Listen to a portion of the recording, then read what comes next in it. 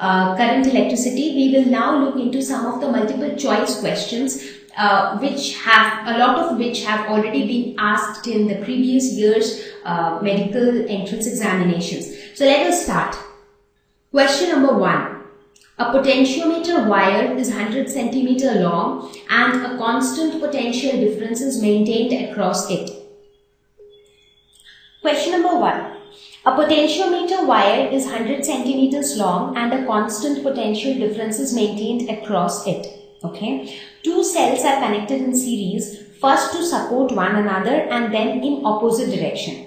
The balance points are obtained at 50 centimeters and 10 centimeters from the positive end of the wire in the two cases. The ratio of EMFs is, okay, so here we have two different scenarios. So let us go scenario by scenario. So what is happening in case 1?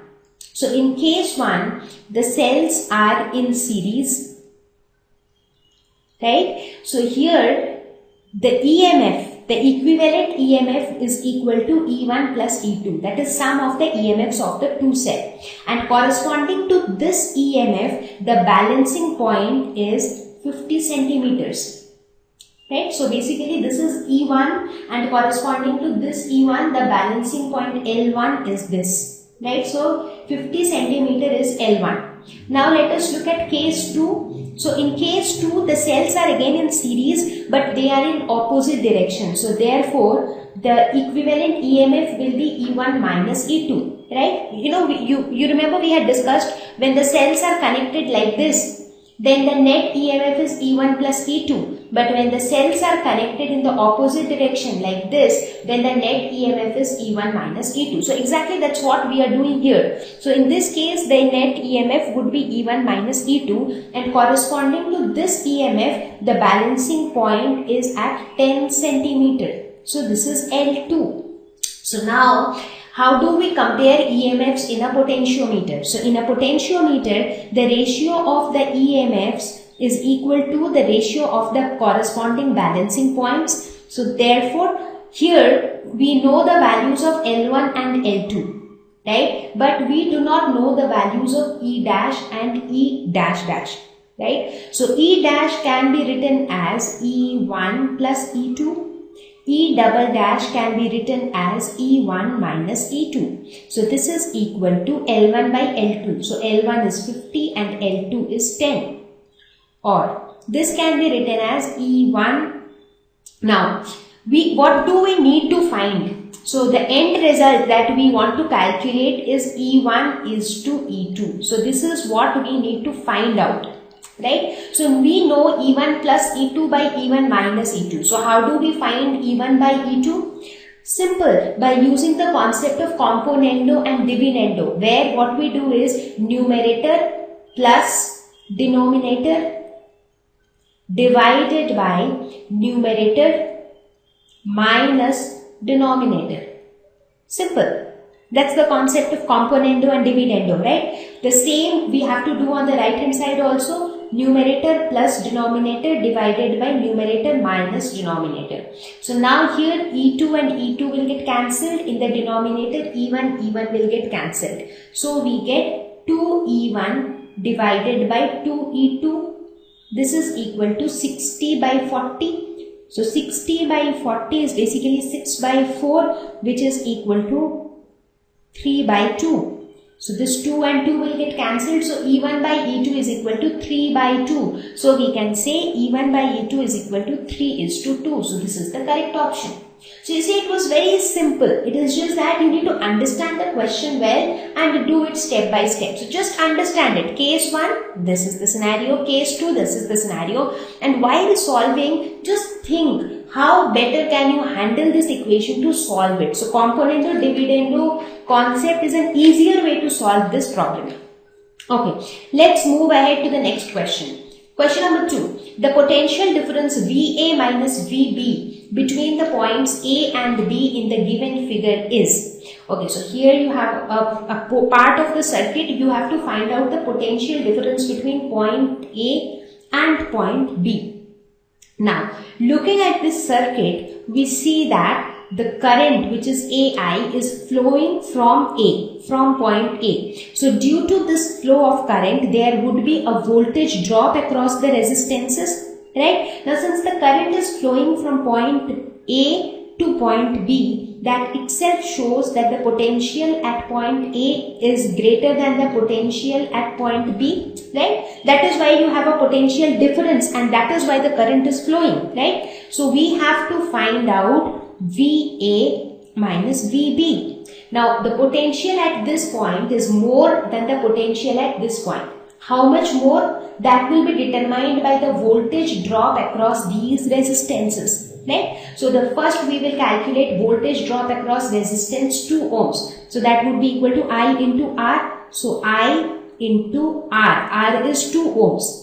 Next will be the potential drop across the resistance 1 ohm, which will be equal to I into 1 ohm. Then is the potential, this EMF of the cell, right? Because the cell is also having some EMF, correct? So then we will have E. So now if you calculate this, how much is the current flowing? The current flowing is 2 amperes. So this would be 2 into 2 plus 2 into 1 plus EMF is 3 volts. So this would be 4 plus 2 plus 3. So this is equal to 9 volts.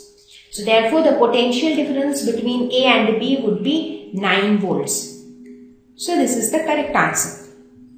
Now did you understand the concept? Now here I explained it in a very logical way. Since current is flowing from A to B, that means there is a potential difference because of which the current is flowing. Now the moment current is flowing, there will be a potential drop across 2 ohm resistance. There would be a potential drop across 1 ohm resistance, right?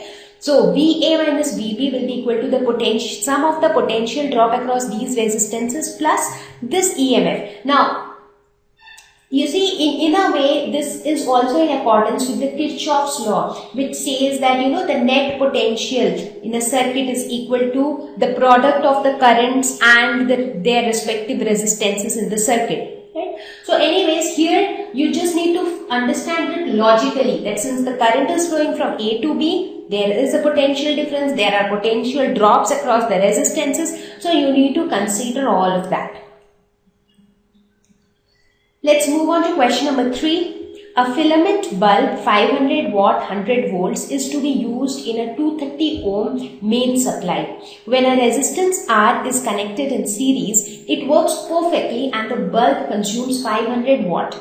The value of R is, okay, so in order to understand the question, first of all you should draw a diagram. So it says that there is a bulb, okay, which is to be used in a 230 volt main supply. So let's say that this is 230 volt main supply, okay. When a resistance R is connected in series, so a resistance R is connected in series with the bulb, it works perfectly and the bulb consumes 500 watt. So this bulb is consuming 500 watt power.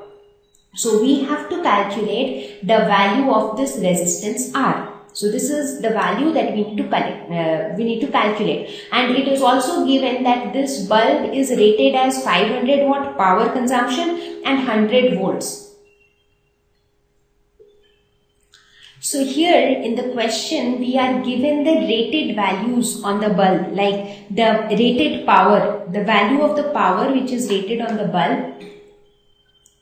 So this is the power which is rated on the bulb, like in that bulb, it has been rated that the power of the bulb is 500 watt and the voltage of the bulb is 100 volts, right? So we have marked them as PB, that is power of the bulb, and VB, which is voltage of the bulb.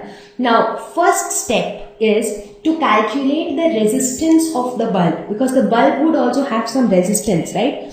Now, here power of the bulb is given as 500 watts, voltage is given as 100 volts. So therefore, we know that power is equal to V square by R. Therefore, resistance of the bulb would be equal to VB square by PB, which is equal to 100 into 100 divided by 500.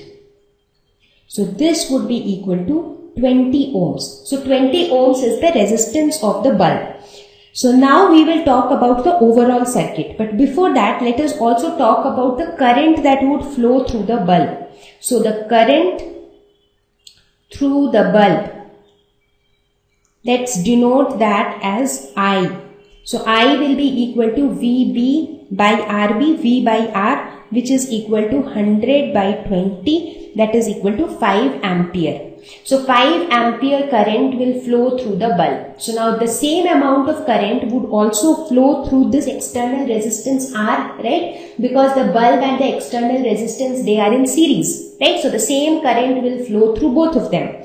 Now let us talk about the overall circuit. So for the overall circuit, we can say that the net equivalent resistance of the circuit would be capital R plus resistance of the bulb, because the resistance of the bulb and this external resistance R, they are in series, right? So this would be R plus 20, because resistance of the bulb is 20 ohms. So this is the equivalent resistance of the circuit. Now for this entire circuit, I into R equivalent will be equal to the potential difference across the circuit, which is equal to 230 volts. So this will be equal to 230 volts. Now therefore, we can say that I into R plus 20 is equal to 230. So the value of I is 5. So 5 into R plus 20 is equal to 230. So now from this equation we can say R plus 20 is equal to 230 divided by 5. So 5 into 46. So R is equal to 46 minus 20,